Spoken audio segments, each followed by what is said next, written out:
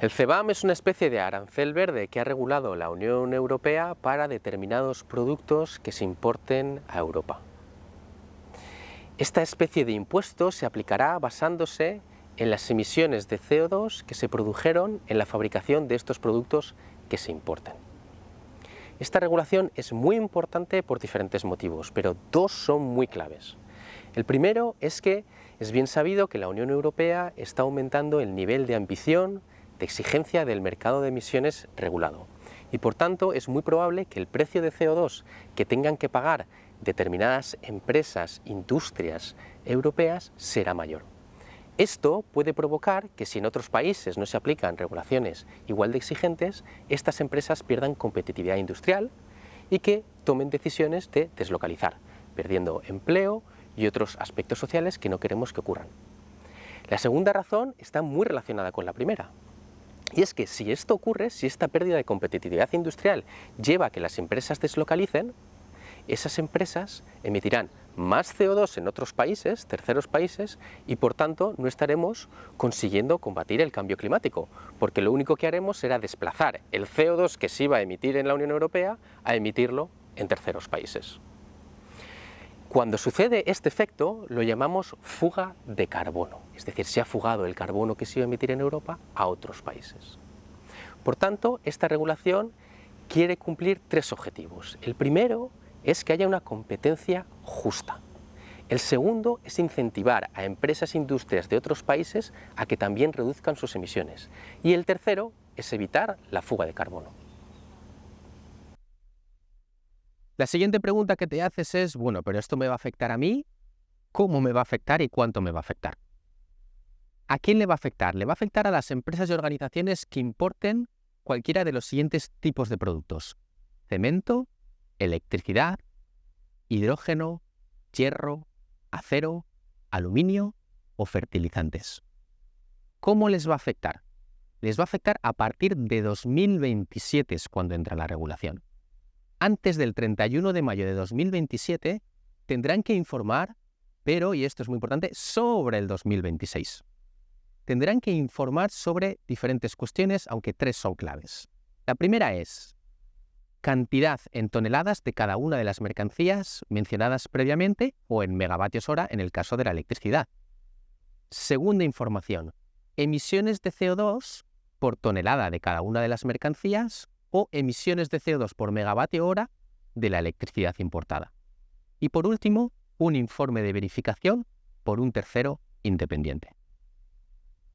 Como esta regulación es realmente compleja, como podemos ver en nuestro blog, se ha determinado un periodo de transición. Este periodo de transición comienza este 1 de octubre de 2023 y termina el 31 de diciembre de 2025. En este periodo de transición, las empresas solo tendrán que informar, pero no pagarán por el precio de CO2 del CBAM. ¿De qué van a tener que informar? Pues de la cantidad en toneladas de cada una de las mercancías o megavatios hora de la electricidad y de las emisiones de CO2 por tonelada de cada una de las mercancías o por megavatio hora de la electricidad. Esta información será utilizada por la Comisión Europea, el Parlamento y el Consejo para ajustar y ampliar la regulación debido a la complejidad que tiene. ¿Y cuánto va a afectar? Tenemos ya diferentes análisis. Un análisis de SADC-Pol muestra que los sectores que más se van a ver afectados son los de los metales básicos y el sector automovilístico, ambos en más de 1.000 millones de euros. En esta tabla podéis consultar los diferentes sectores que más se van a ver afectados y en su cuantía en millones de euros, sacado del informe de ese análisis elaborado por SADC-Pol. Como he comentado en varias ocasiones, esta regulación es extremadamente compleja y técnica y tiene diferentes problemas de diseño que son bastante relevantes. Esto no es una crítica al regulador, porque el regulador es consciente de estos problemas y por eso realiza ese periodo de transición de la información y una implementación en determinados productos. Paso a citar algunos de los problemas y a explicarlos. Uno muy obvio es que no incluye determinados materiales, por ejemplo, químicos inorgánicos o polímeros. Otro es que no incluye los transportes de estos materiales. Otro es que no está incluyendo emisiones indirectas de alguna de estas mercancías. Y hay otro muy relevante, y es que no incluye materiales que se hayan fabricado con estos materiales, es decir, materiales que estén aguas abajo en la cadena de valor. Pongamos un ejemplo. Imagínate que eres una industria en suelo europeo que fabrica un componente de automóvil que está basado en aluminio. Cuando importes ese aluminio, tendrá un precio del CO2 incorporado, un sobrecoste, que tú venderás ese componente con ese sobrecoste a la industria del automóvil, que puede estar también en Europa. Si esta industria intermedia se deslocaliza y compra el aluminio a un tercer país y fabrica su componente con ese aluminio, no pagará el precio de CO2 y venderá el componente a la industria europea automovilística sin ese sobrecoste, porque este componente no está dentro de la regulación. Es un componente aguas abajo, basado en aluminio, pero no es el aluminio directamente. Este puede ser un problema grave de regulación que habrá que ver si existe o no existe este problema y cómo adaptarlo en futuras actualizaciones. Otro problema es que el cálculo de las emisiones de CO2 no está totalmente homogenizado. Es un problema sobre el que el Joint Research Center lleva trabajando mucho tiempo, pero que tiene diferentes flecos sin resolver. La regulación propone, para aquellas industrias que no tengan datos reales o no puedan calcularlo, se acojan a valores por defecto. Esto parece una buena noticia, pero también puede tener una disyuntiva importante. Y es que puede ser que las industrias más contaminantes hagan su cálculo, les salga mayor que el valor por defecto, y entonces tienen incentivos para decir que no han podido realizar el cálculo y se acogen al valor por defecto, que es menor, para pagar menos, con lo que no estaremos consiguiendo reducir todas las emisiones de CO2 que nos gustaría.